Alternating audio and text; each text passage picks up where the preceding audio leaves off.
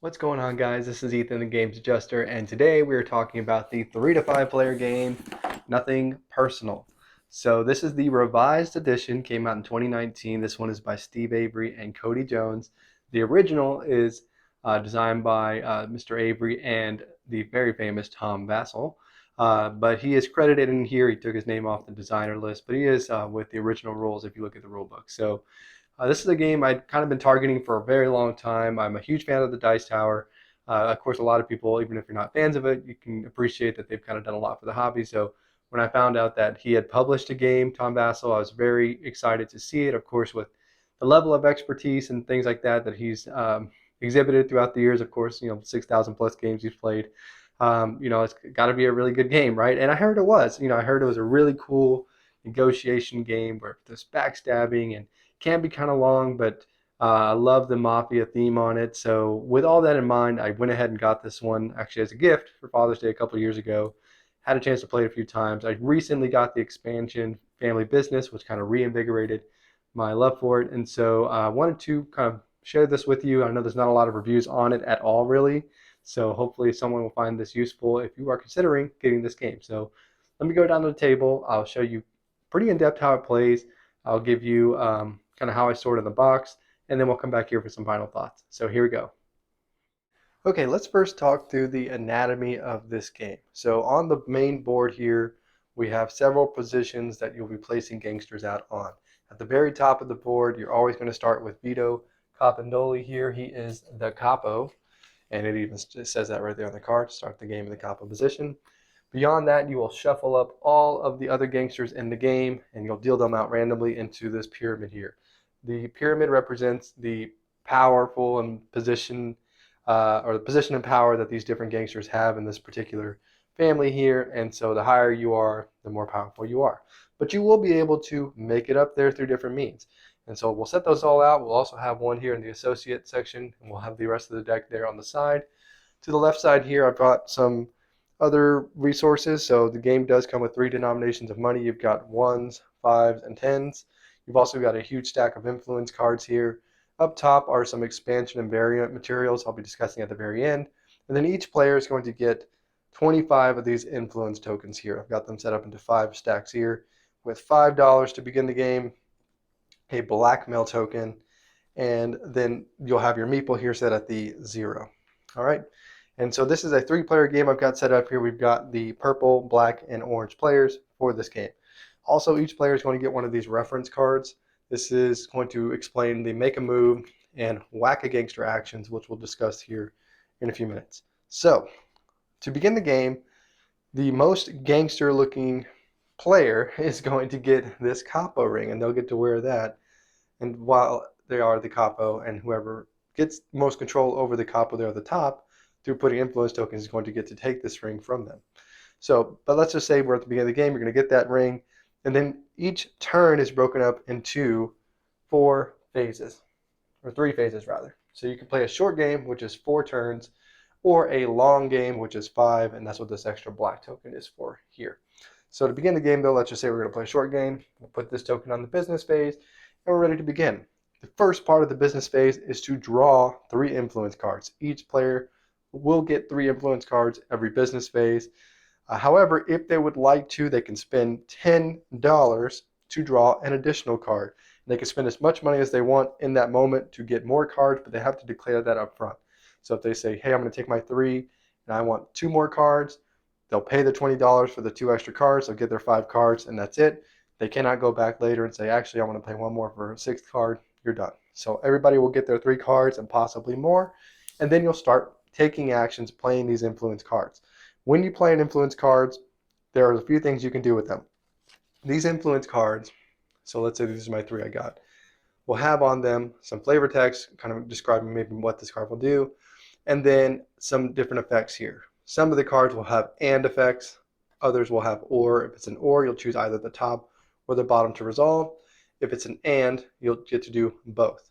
Now, some of the cards here I'm going to show off are part of the expansion, the family business expansion, which is denoted here by this little poker chip symbol, and we'll kind of get to more some of that content is here up top in a little bit.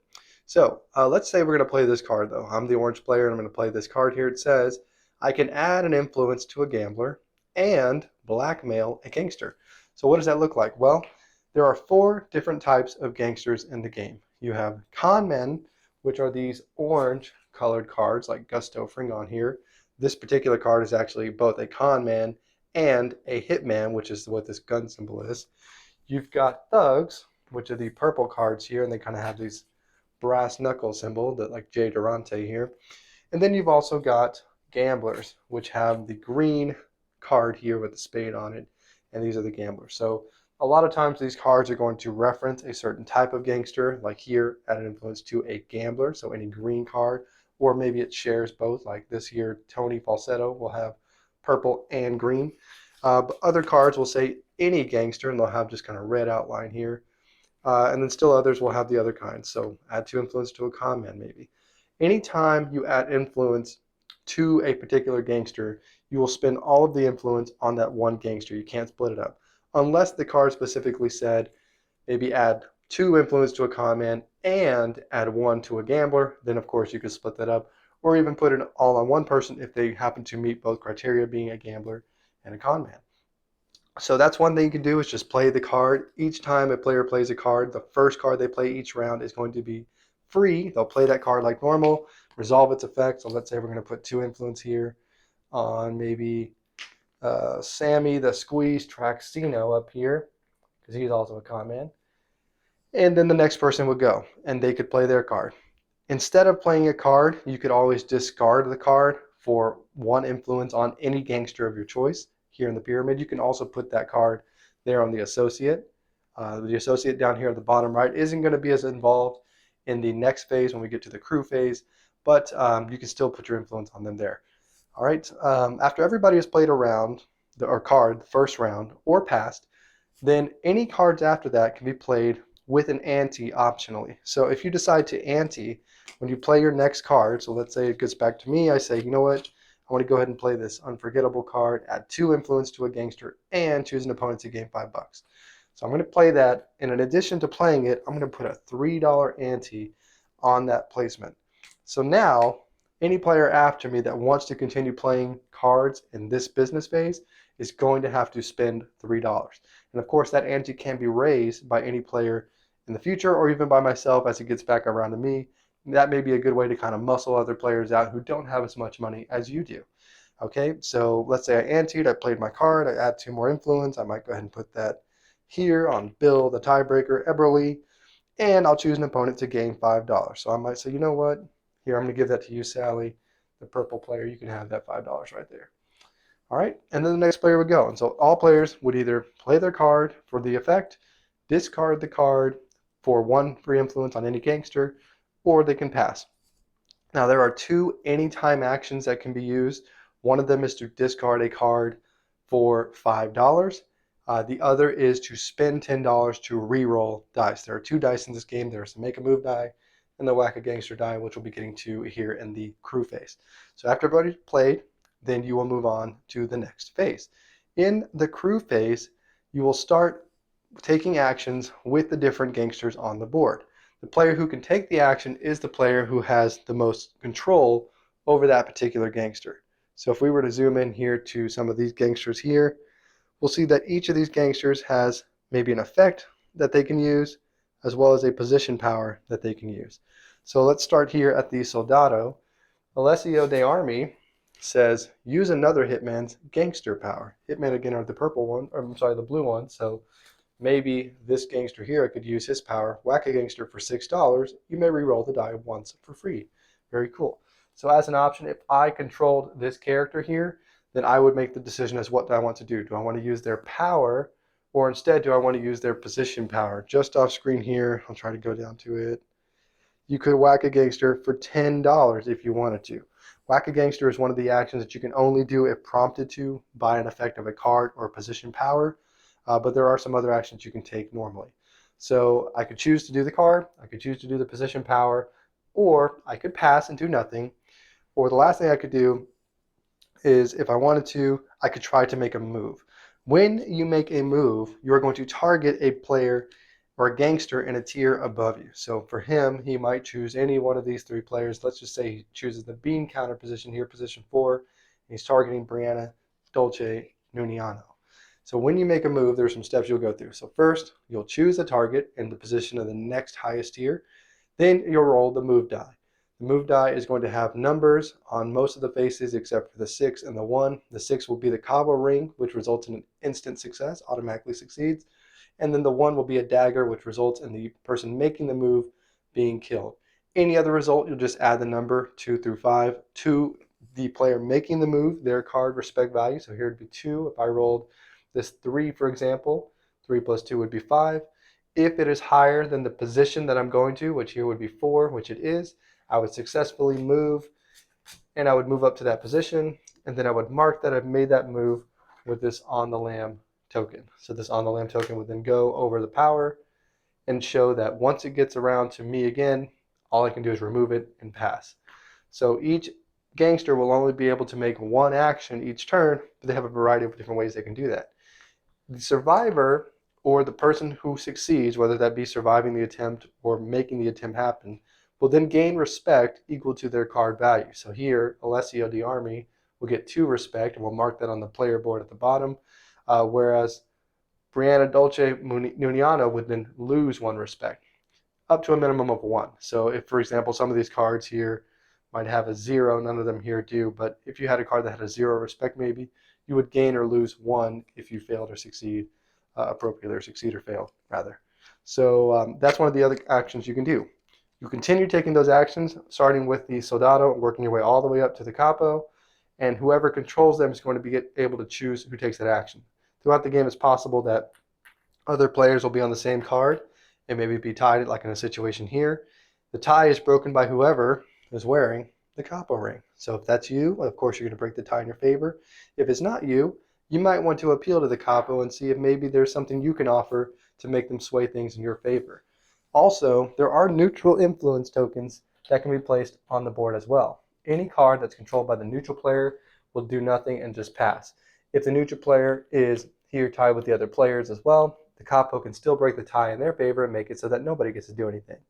And again, you'll continue taking these actions. The actions get a little more powerful as you go up. So for example, down here at the Soldado, you can wax a gangster for 10.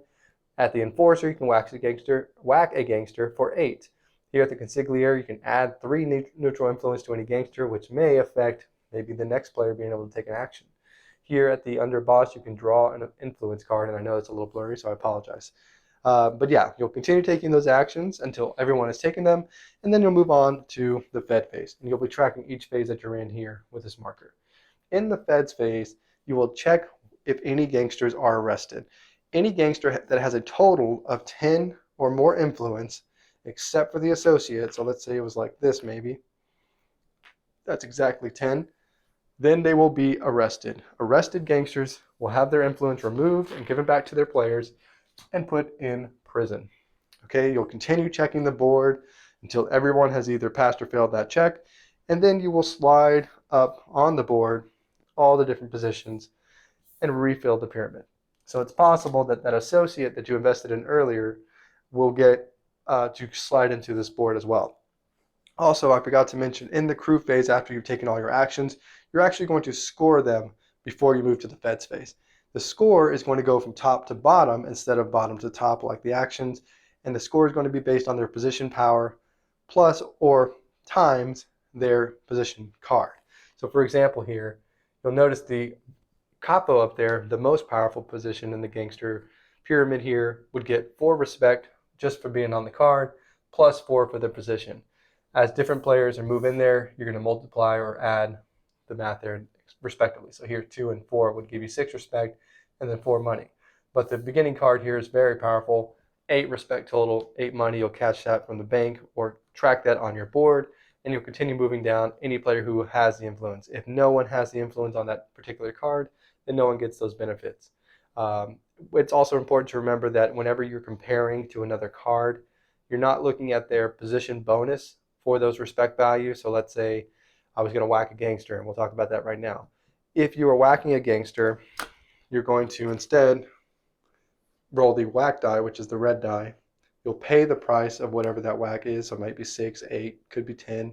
Let's say it's 6 even. If it's the Capo, you're going to always have to pay another 10, so that would be 16. You'll pay those costs, then you'll roll the die. On any of these results, the target is killed. That's it. The person who made the attempt, if it's one of these gangsters here, would then gain respect equal to their card, or minimum of one if it's less than that. The loser who got killed will then lose respect if someone controlled them, and then that would be it. Now, if they miss entirely, nothing else happens, but the person who survived would get those points instead, and the person who made the attempt would lose respect. If ambition happens, which is a 6, the target's killed, and the person who made the attempt gets to go into that vacated position. And if a betrayal happens, though a 1, then the gangster is killed instead who made the attempt, and of course, you'll get or lose respect appropriately. Now, some of the cards will give you a whack attempt not tied to a specific gangster, like it might come up in an influence card perhaps, and the influence card just says, hey, make a free whack attempt, but don't gain the respect if you succeed. That's because it's not tied to a particular gangster. So in that situation, if you do roll the dagger here, you don't actually kill anybody or kill yourself, you lose respect, but the attempt just fails. And of course, again, you can always spend $10 to reroll. Sometimes you'll get these reroll tokens throughout the game, right there. And then you'll get to spend those as well to get those free rerolls. And some effects will also give you additional free rerolls. Earlier I showed you there was a card that said you can put a blackmail token out. This is what the blackmail token looks like. And basically what that does in the crew phase is when it gets to that gangster, each player only has one blackmail token. So you can only ever blackmail one person, and each gangster can only have one token on them. So the purple player here could not put their token there as well. They would have to put it on someone else, maybe, if they had an effect that let them do so. But anyways, once you get to that person, the action that they take has to be approved by the person who's blackmailing them. So for example, if purple controlled Alessio here and I was blackmailing Alessio, purple might say, hey, I really want to use his power to use another person's power and do something really cool. And I might say, well, I'll let you do that, but you got to give me $5, or you got to promise that you'll let me put influence on this other person. You won't compete with me. Now, your group can determine whether those deals are going to be binding or not. Maybe for a friendly game, you'll keep them binding, but you can always backstab and stuff. It's going to be your group, your game. But that's basically how the blackmail works. If they can't agree to anything, then after a certain time, you'll have to put a timer on it based, again, on your group. That will have to pass and do nothing. So that's kind of how the blackmail token works. All right, so as I mentioned, after that, you'll go into the feds phase. You'll check who gets arrested. You'll refill the pyramid, and you'll proceed on to the end of that turn and start tracking the next turn. After 4 or 5 turns in the long game, we will go through all those phases again, and we'll check final scoring. You will track your points here on this board here at the bottom. The board does go from 1 to 79, and you'll just move your little meeple along here. And then you'll also, at the end, you'll score the points for whatever you did here throughout the game, and then you'll get additional bonus points as follows. You'll get 1 point for every influence card you still have in your hand. Again, there is no hand limit, so you can collect a lot of these if you want. You'll also get 1 point for every $5 you have, so that's a point there. And then whoever has the most points is the winner. In the event of a tie, whoever's wearing the capo ring, even if they're not involved, can choose who wins the game, so hopefully it didn't cross them too often. And that's it. So now that we talked about base game material, I want to get into some of the variants and or expansions. So up top here, there's going to be a few cards I want to talk about. So the first one here is going to be the Vendetta card. The Vendetta card is basically a catch-up mechanism in the base game that's included. And what it is whoever's got the least respect after each turn is going to get this card. And what this card does, it allows that player to make a free whack attempt at any point during the game and do it for free, unless, again, it's the capo, you have to pay 10. The whack attempt is still just that, an attempt. They have to roll the die, have to suffer the consequences, whatever those may be. But they won't get any respect there. So this is one of the cards where if you lose, you don't actually die because there's no particular gangster making the attempt. All right, and it says it right there. This attempt is not tied to a particular gangster. So this is one of the things you can throw in. Easy throw in. I actually highly suggest it because it gives the last player who's doing that, maybe not so poorly, getting the short end of the stick on some of these deals, gives them a chance to cause some mayhem. So that's base game variant. But beyond that, there is some expansion content. So the expansion family business does come with a ton of influence cards, which I showed you have the poker chips on them. A ton of new gangsters here, which include all kinds of cool characters. You've got, for instance, Al Capone here, of course. Cool callbacks to different players or different people in media, maybe. This looks like Will Wheaton, maybe. Will Wheatsky. You've got, who else can we find here? Steve Avery, the designer of this particular game. You've got Tom Basilini, Tom Basil, of course, Mike Elliott, Mike Fitzgerald, even all kinds of cool players or cool board game creators or board game content creators or even designers and or just pop culture phenomenon people like Gusto Fring on here. Very similar yet legally distinct from Gus Fring of Breaking Bad and Better Call Saul fame. So very cool. Beyond that, just more content. The expansion does come with three kind of variants you can throw in. So two of them actually kind of go together. It's the black and the red casino here. So these are new options that you'll have in the crew phase instead of taking the position power or the card power, passing or making a move. You can instead visit the black or red casino. Now the black casino we'll go over first. This one's a more friendly location. You'll roll the black die. Depending on your result, you'll mostly gain money, but there's a potential you'll lose $3. And that's it. And once you do that, you can go on to the next person like normal. The red casino has better rewards, but also more risk. So you'll notice here, gain 15 and an influence card, gain 5 and an influence card, gain 8 or gain 5, which is better than gain 4 and gain 3. But instead of just one negative result, like here lose 3, you can at a 2 lose 5, and at a 1 with a dagger kill the gangster that visited the casino. Of course, the better rewards come with better risk or worse risks, and that is potentially that's something that could happen to you. So that's another option you'll have to visit. Very easy to throw in as well. Highly recommend it. And then lastly, I really love this. This is going to be the trait cards. So the game does come with these new variable player powers that you can start with. Each player will get 2 of these cards, and then you'll deal them out to the players. The players will choose which one they want, put the other ones back, and they'll have this the rest of the game. And these give you all kinds of powers. So manipulative.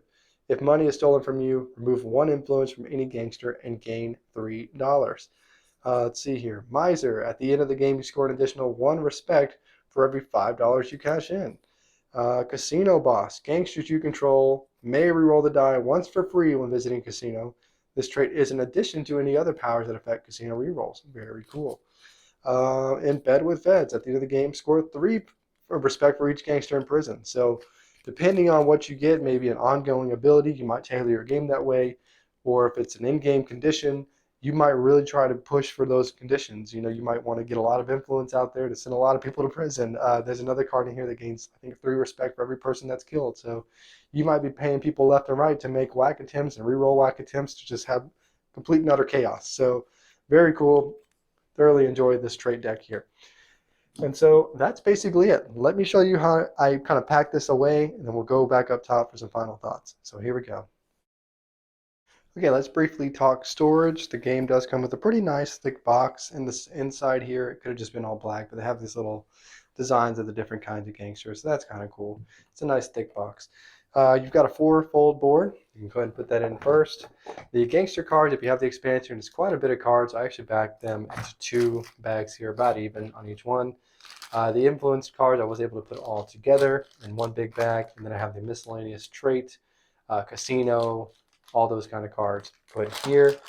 Then I've got all the money in 1 big bag, kind of fits all together. The neutral on the lamb and reroll tokens all together as well. And then 6 of these smaller bags. There are 5 colors in the game. It's a 3 to 5 player game. You've got purple, orange, gray, black, and brown. Put those in. And then lastly, this little miscellaneous here. It's just the dice, pretty much the plastic dice ring, and then these little cardboard turn tokens. Then after that, you've got the 2 rule books. The rule book is actually very thin. It's only 8 pages front and back. And then you've got this little small kind of fold-out pamphlet for the expansion. It's mostly, again, more content, not really new mechanisms.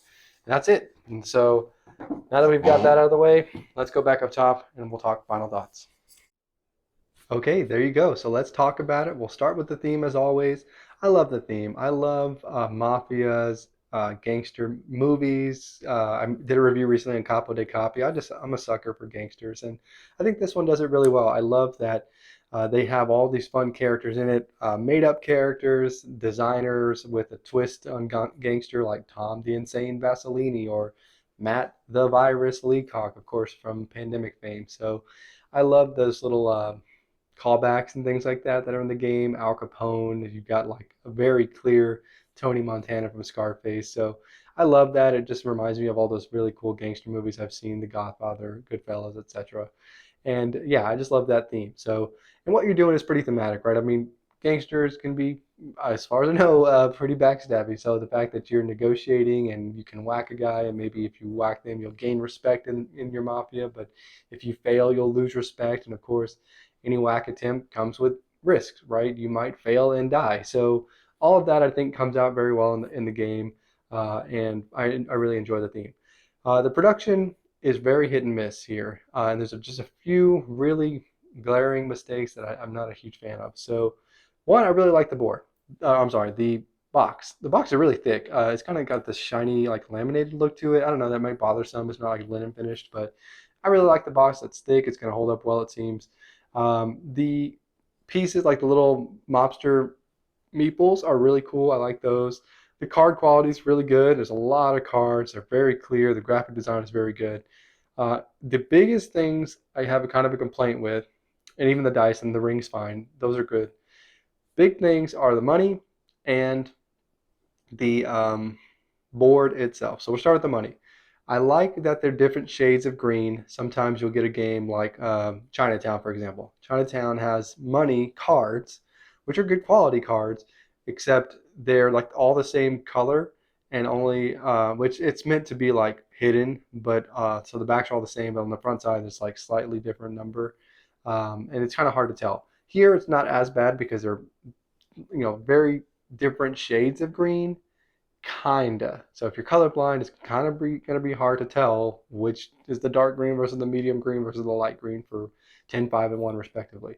Also, I love how thick they are. I just feel like they're a little too long. So I like to store a lot of my stuff in this, right? This came with my game toppers, like a little poker chip thing. And it works really well for a lot of resources.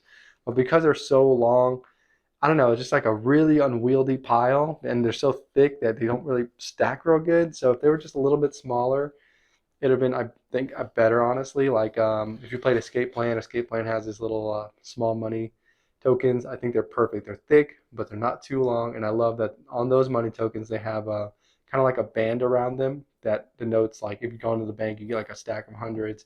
It's like a purple band versus like a red band for tens or a blue band for ones or whatever. So I like that look a little bit better than just the green marker. And I'm a little bit more critical on production on something like this because it is a revised edition, right? So I think the original was maybe also Starling or Eco Riffin or something like that. Really good production and stuff. And it had like really good money too. It's just, I feel like if you're going to go second time around, everything's got to be better. And I feel like, I don't know, I would have done that a little different probably. Biggest thing, and probably the most obvious thing that a lot of people are going to critique, is the board itself. Now, I love the layout of the board.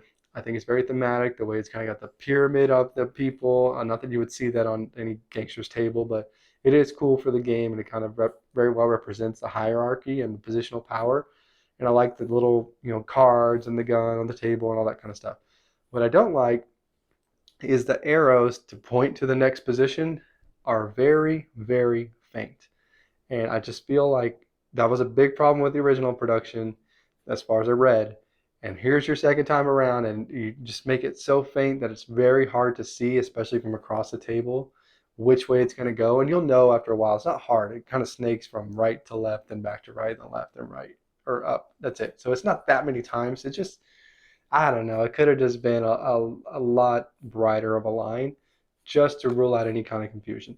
Also, I feel like I would have preferred either A, some divots for the cards to pop into maybe, or like make the lines around where the cards go just a little wider than the card.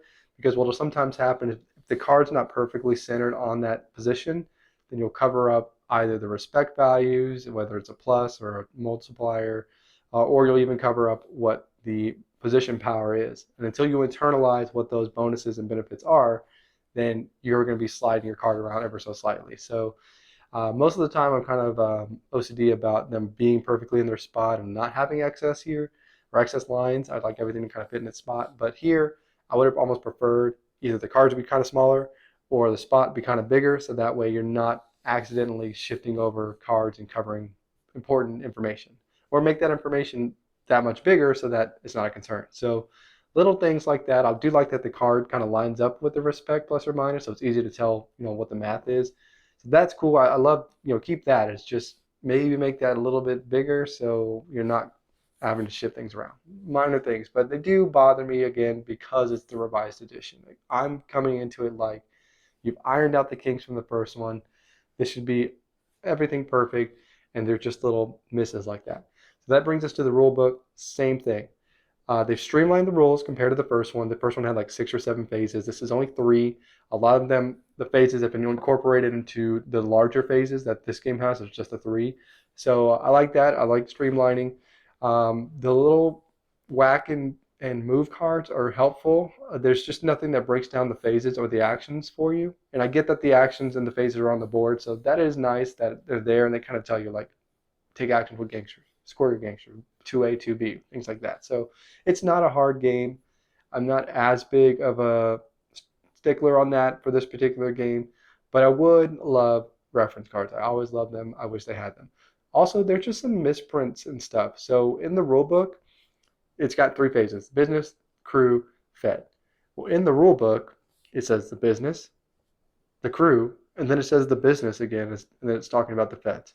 Huge title, large print. Why it doesn't say the feds on that page, I don't understand. That's again one of those things that are just kind of overlooked, I feel like, and it's a little bothersome. Also, one of my reference cards, I don't know if this is just unique to me, but there's 5 colors. 4 of the 5 have whack on one side, move on the other side. The purple one has, I think, move on both sides or whack on both sides. It doesn't have both. So just a misprint, but another thing that's like, ugh, it's a revised edition. It should be better and fixed.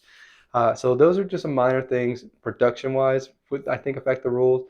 And then also just there's some edge cases that aren't explained very well, like the capo. When that change of power happens, is it during the crew phase? Is it when they take the action to take the ring? Is it when you immediately put more influence? Do you now get the ring? Like that part's not really clear. Or like if someone kills the capo, because that can happen in the crew phase, right? You can just whack them, or maybe even in the business phase, you could whack the capo. If you get a card that says do a whack, you succeed and they're dead. What do you do? Like who gets the ring now? Is it given to the person that was next, like the underboss? Like there's just little edge cases like that I looked online, I looked in the forums. Just like I mentioned earlier, the revised edition forums aren't that there's not that much on them, and there's like no reviews and no videos, so it's kind of hard to find that information. So just little things like that, again, I feel like could have been ironed out in this second printing. And I know it's a Kickstarter production too, so maybe that's part of it. But yeah, just little things like that I just kind of feel like were bothersome. Gameplay wise, I really like it, but I'm going to put a huge caveat on this as well, which is it's going to be subject to your game group. So my game group wasn't really too big into the wheeling dealing, and I was kind of trying to make that feel more organic and try to throw that in there, just trying to spice it up a little bit. And we kind of got into it as we went on. But if your game group's going to be very like, okay, I play a card, it's going to be a real kind of boring area control game, I think. So the wheeling and dealing is more of the fun, where hey, let's I'm gonna pay you to whack this gangster. Hey, I'll re-roll that for you. Oh, you got a lot of money, let's re-roll that again and see if you don't. So I like that stuff, and if your group likes that, I think you're really gonna love the gameplay, because it does give you the um, like the agency to make the game how you want it. You can be real backstabby, you can be kind of nice about it. You can play it by the book and not really do that. You can ante, not ante. We really didn't do like a lot of anteing in my game, but in the next game, I might really force that and try to edge people out. So if you're into that, you can really, really enjoy the gameplay. If you take that away, it's a interesting, play a card area control game. Basically, whatever gangster you control, you're going to get their power, not only of the card, but optionally you can use the position power instead. And then you're going to get respect and money. And the more money you have, the more influence cards you can buy. The more respect you have, the more points you get at the end. So that all works together. With the expansion, I do like the more options it gives you. You can just roll at the casino for more money, or potentially money in a card, but you run some risk of losing money and or killing yourself at the red casino. Love the trait cards, like I mentioned in the overview. They're a super easy throw in. Gives you something different that you can go for or emphasize as part of your game plan. If it's a ongoing ability that you'll get every time someone steals from you or you steal from someone else, you can really go for that. If it's, hey, I get 3 points for every dead person, then you can just be, a masochist and just killing everybody and hurting everybody and just doing what you can to get as many bodies sleeping with the fishes as possible. So I really enjoy that. And I think, again, if your group is into that, you'll like it too. If you're not so much into that, it's probably not the game for you, and you're probably not watching this review anyways. So a couple more things. We'll talk time. Time is fine. It's not a long setup, not a long play time. It's only 4 rounds, but there's a lot of stuff going on in those rounds depending on your group. You can play the long game, which is 5 rounds.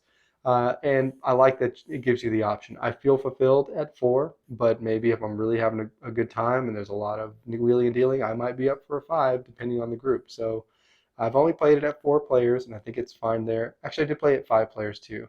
But my daughter was playing. She wasn't really doing the negotiating part. She was only 10 at the time or 9 at the time. So kind of hard for her. But yeah, I mean, the time is fine. It's not a long setup, not a long teardown. It's good. The variety, I think, is really good too. The gameplay is not going to change that much, but there's a ton of gangsters influence cards. Now, I don't know that each gangster has unique abilities. I have to think that there's probably some duplicates in there, but I haven't examined them to tell you that. They might be all unique, and if they are, that's really cool. I know some of the influence cards can be a little duplicative, which is fine. I like the variations on themselves, so add 2 to a thug, add 2 to a gambler, add 2 to a con man, whatever. So they work well. It all flows well. Again, you're going to have kind of a different pyramid every game. And it's just fun. I like seeing the different callbacks too. And I just like exploring that. So, yeah, I think the variety is fine. It's, you know what kind of game you're getting, and it's really going to be variety in the group and the stories that you tell based on, who took power and who backstabbed who and who made this power play and killed a person and then got killed the next turn. All that stuff is going to just generate stories, which is, I think, is the kind of game this is. Not a story telling game, but like a story creating game because you're really delving into this mobster theme and getting to the vibe. So there you go. That's my thoughts on it. As a rating wise, I do, rate the games at the end, scale of 1 to 10. I'm going to give this one a 7. I do really like the gameplay, group dependent though, so that's why I can't really give a higher rating. And I don't like, again, some of those production issues. I just feel like if I'm going to spend, I think it was like $35 for the expansion because it's a lot of cards, and like 40 or $50 for the base game, that there should be, for a pretty simple game that's mostly cards, the other stuff should be very good, and there's just a couple flaws that just really bother me. So that's my rating though, a strong 7. I do really like it though, and if it is interesting to you and you like mafia theme, you like gangsters, and you've been wondering is this revised edition worth it, I think it is. I think if ultimately you're trying to get into it and you can't find the original version and you're looking for the streamlined one, definitely give this one a go. I think it's a good job. So there you go. That's my rating. If you played this one, let me know what you think. If you played the original and you know how they compare, let me know that as well. If you know other Mafia games, I am always interested in those. Let me know about that as well. If you think it's similar or different that you think I should maybe check out. So that's been me, Ethan, the Games Adjuster, talking about nothing personal. Remember to like, comment, and subscribe, and I will catch you on the next one.